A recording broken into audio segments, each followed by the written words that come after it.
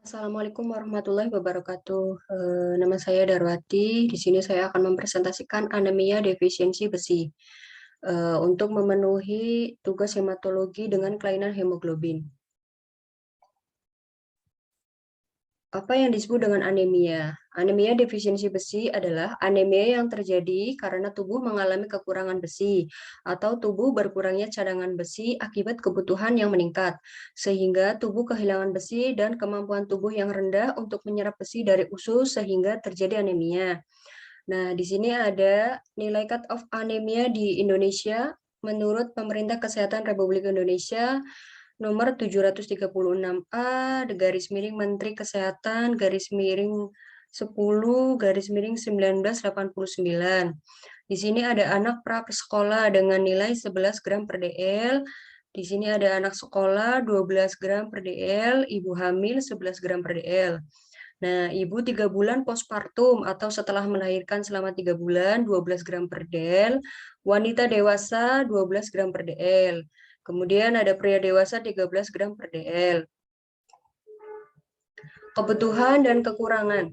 Di sini ada secara fisiologi kebutuhan besi. Yang pertama meningkatnya pada bayi, terutama pada bayi prematur, anak pada masa pertumbuhan, wanita selama masa reproduksi atau menstruasi. Di sini ada kebutuhan besi meningkat pada masa kehamilan. Nah, secara fisiologi kekurangan besi. Yang pertama terlalu banyak besi yang dikeluarkan dari tubuh karena perdarahan, pengeluaran hemoglobin atau hemosiderin lewat urin. Di sini ada metabolisme besi. Besi dalam makanan, kemudian besi dalam usus diubah menjadi Fero atau Fe2, kemudian besi diserap usus dalam bentuk ferritin. Lalu terbentuk plasma darah Fe2 plus apotransferin, kemudian terbentuknya transferin atau besi. Lalu beredar ke sumsum tulang sehingga besi digunakan eritrosit untuk pembentukan hemoglobin. Kemudian terbentuklah eritrosit tua atau hemolisis. Nah, kemudian terjadi sel retikulosit endotel. Kemudian digunakan kembali ke plasma menjadi plasma darah atau Fe apotransferin. Di sini ada penyebab. Yang pertama, penyebabnya intake besi yang tidak cukup, seperti diet besi berkurang, terhambatnya absorpsi besi, kedua, kehilangannya besi. Ya, ada contohnya setelah perdarahan kronik, infeksi cacing dan amoeba. Kemudian yang ketiga, menstruasi yang berlebihan. Jadi keluar darahnya itu terlalu banyak. Biasanya itu kan keluar darah untuk menstruasi itu hari pertama hingga ketiga itu terlalu banyak ya. Nah, ini sampai 7 hari tidak berhenti. Keempat yaitu hemoglobinuria. Nah, di sini ada gambaran sel darah merah normal atau sel darah merah dengan anemia defisiensi besi. Yang pertama itu kalau sel darah merah yang normal itu eritrositnya banyak, nggak terlalu sedikit dan warnanya bagus, tidak pucat. Kalau gambaran anemia defisiensi besi itu eritrositnya jumlahnya sedikit, kemudian trombositnya sedikit, dan warnanya pucat untuk eritrositnya. Lalu apa sih dampak untuk anemia defisiensi besi ini? Kita ambil kasus yang pada remaja putri dan pada ibu hamil. Dampak anemia defisiensi besi pada remaja putri yaitu yang pertama menurunkan daya tahan tubuh sehingga mudah terkena penyakit infeksi. Yang kedua, menurunnya kebugaran dan ketangkasan berpikir karena kurangnya oksigen ke sel dan otak. Jadi untuk mahasiswa atau remaja putri yang sulit berpikir atau presentasinya menurun, kadang konsentrasi terganggu, itu bisa saja terjadi dampak dari anemia defisiensi itu. Nah, yang ketiga menurunnya prestasi belajar dan produktivitas kerja. Di sini ada anemia pada masa remaja yang berisiko untuk terjadinya anemia defisiensi besi pada saat hamil, menurut Leach tahun 2000. Kemudian apa sih dampak anemia pada ibu hamil? Nah, di sini ada meningkatnya risiko bayi prematur atau BBLR dan gangguan tumbuh kembangnya, misalnya stunting.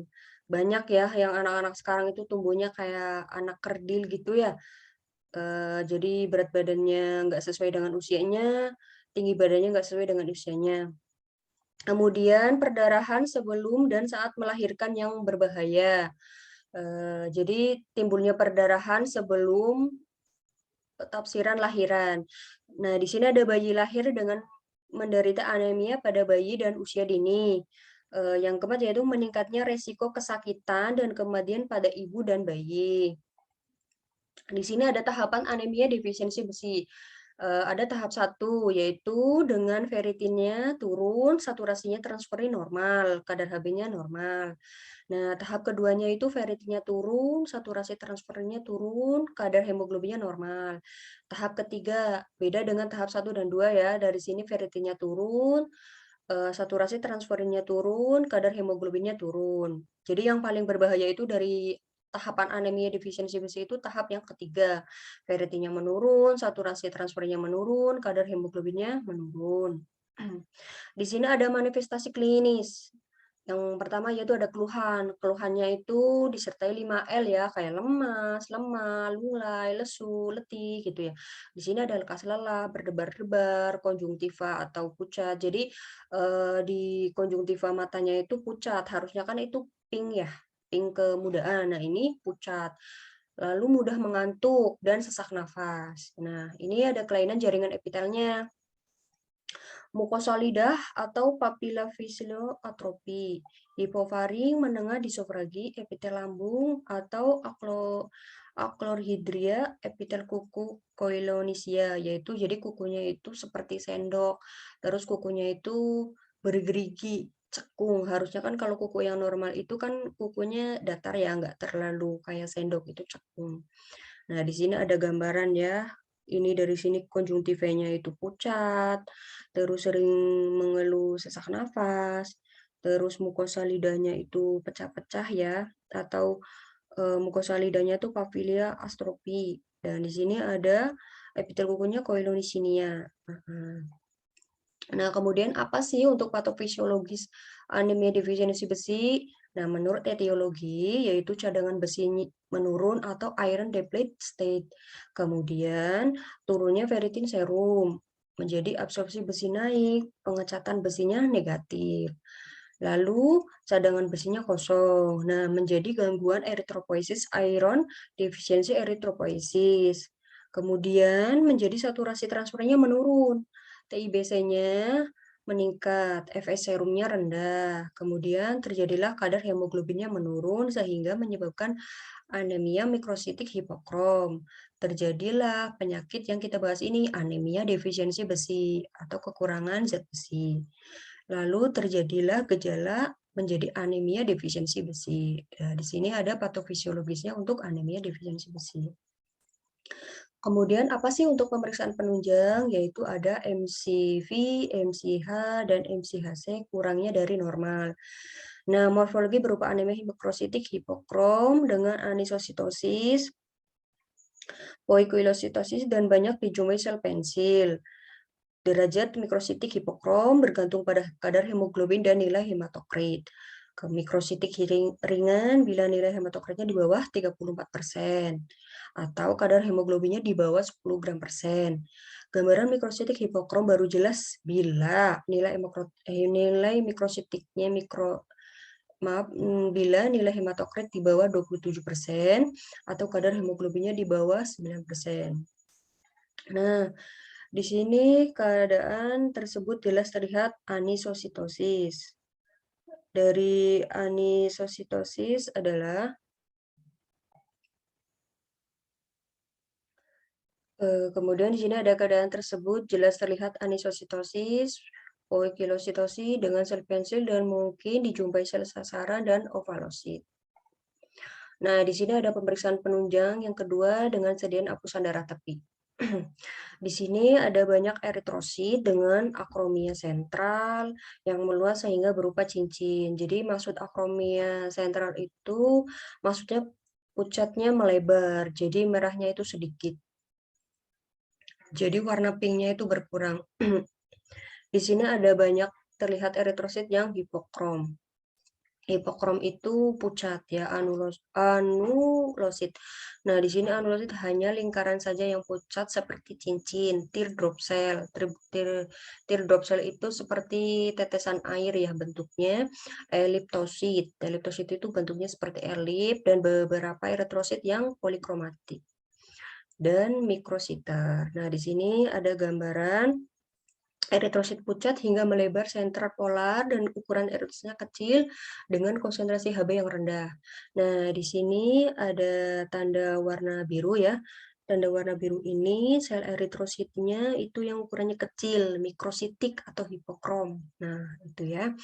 Nah, di sini ada tanda merah eritrositnya ukurannya sedang lalu pucat.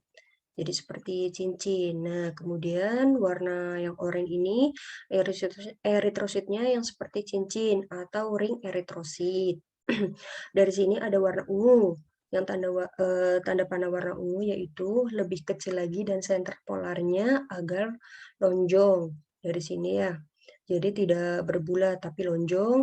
Nah, ini bentuknya elip. Makanya disebut eliptosit itu bentuknya lonjong, lebih memanjang seperti cigar cell. Nah, tanda panah yang kuning ini seperti teardrop cell. Nah, ini yang dimaksud dengan bentuk dari tetes. Itu. Dari sini ada gambaran eliptosit ya untuk ovalosit, yaitu bentuknya lonjong atau oval seperti ini ya. Nah, ini ada teardrop cell. Jadi kalau kita ingat-ingat sel teardrop cell itu ya seperti tetesan. Nah, kalau untuk ovalosit itu ya bentuknya seperti kayak timun ya, itu lonjong.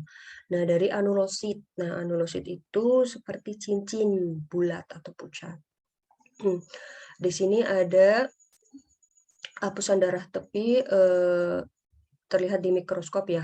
Dari sini ini ada sel staf batang ya, atau Jerman itu mengatakannya itu staf. Kita itu nyebutnya kan batang ya, segmen batang, neutrofil batang. Nah, di sini juga ada gambaran segmen, terus kemudian juga nilai trombositnya juga menurun ya, agak jarang, nggak terlalu banyak. Nah, di sini ada limfosit juga, kemudian ada apa, di sini ada teardrop cell ya, sama ovalosit. Nah, kemudian untuk pemeriksaan penunjang, yang ketiga yaitu jumlah retikulositnya normal atau sedikit bertambah sehingga meningkat. Jumlah leukositnya normal, jadi untuk pemeriksaan anemia defisiensi besi itu untuk jumlah leukositnya nggak terlalu ini ya, penting, maksudnya nggak terlalu dilihat begitu pentingnya gitu. Jadi paling dari sini lihat trombositnya meningkat bila terjadi perdarahan. Kalau tidak terjadi perdarahan itu biasanya untuk anemia defisiensi besi trombositnya itu kadang menurun. Untuk Fs serumnya kurang dari normal, total iron binding capacity atau TIBC tinggi, kadang-kadang normal atau menurun. Bila TIBC normal ditemukannya hipoalbuminia dan saturasi transfusinya selalu kurang dari 16 gram per sen. Nah, kemudian apa sih untuk diagnosa dari anemia defisiensi besi? Yaitu hemoglobinnya turun, hematokritnya turun, eritrositnya turun, makanya disebut dengan anemia. Kemudian MCH-nya turun atau kurang dari normal, sehingga terjadi mikrositik. Kemudian ferritin serumnya menurun. Nah, di sini untuk diagnosa untuk anemia defisiensi besi ada yang rendah, ada yang normal, sehingga ada yang tinggi. Nah, di sini apa sih yang untuk rendah? Nah, dari sini untuk diagnosa yang ferritinnya rendah itu terbentuk jadinya anemia defisiensi besi, sehingga untuk pemeriksaan sumsum tulangnya tidak mutlak pada anemia defisiensi besi ini.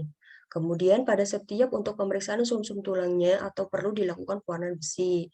Nah, untuk yang normalnya itu terbentuknya talasemia atau hemoglobinopati, sehingga elektroforesis Hb-nya abnormal. Kemudian terjadi zat besi sumsum tulangnya abnormal.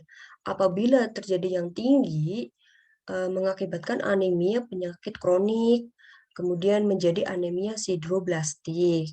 Nah, menjadi pewarnaan besi sumsum tulang atau ring sideroblast.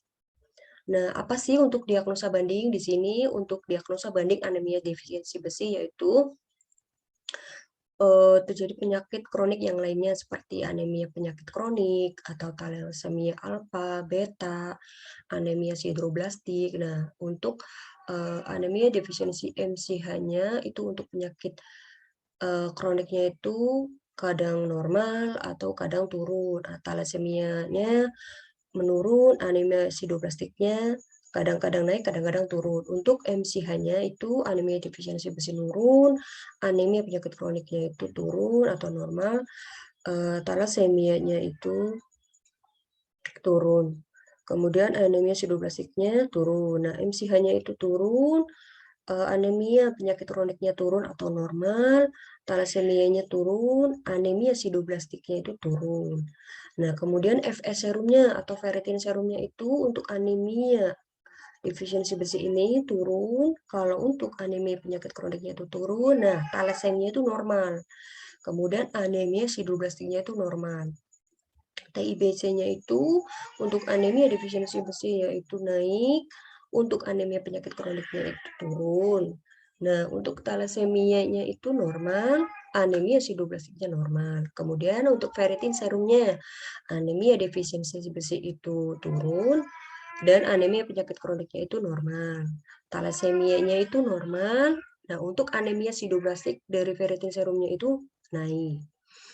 Kemudian cadangan besi sumsum tulang untuk anemia defisiensi besi itu negatif, anemia penyakit kroniknya itu positif.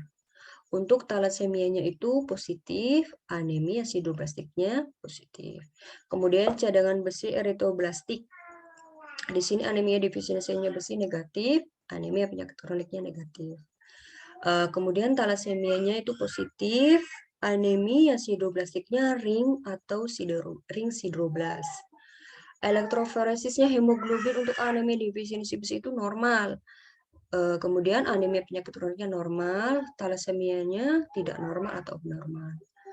Dan untuk anemia sideroblastiknya normal. Kemudian ini untuk pencegahan anemia defisiensi besi. Yang pertama, makan makanan bergizi seimbang, terutama tinggi protein hewani, seperti daging merah, ikan, atau hati ayam, atau telur. Untuk makanan dan buah-buahannya yaitu sayuran yang mengandung vitamin C, vitamin E, dan A. Kemudian minum tablet untuk penambah darah. Untuk ibu hamil itu dikasih 30 tablet ya, atau 30 hari untuk tablet tambah darah. Kemudian untuk yang usia remaja itu biasanya tablet itu dikasih setiap 1 minggu. Jadi dikasihnya itu selama 1 minggu itu. Nah, melakukan olahraga rutin minimal 20 menit 1 hari. Kemudian cuci tangan dengan sabun dengan menggunakan air mengalir, kemudian minum air maksimal 8 gelas sehari. Nah, di sini ada kesimpulan.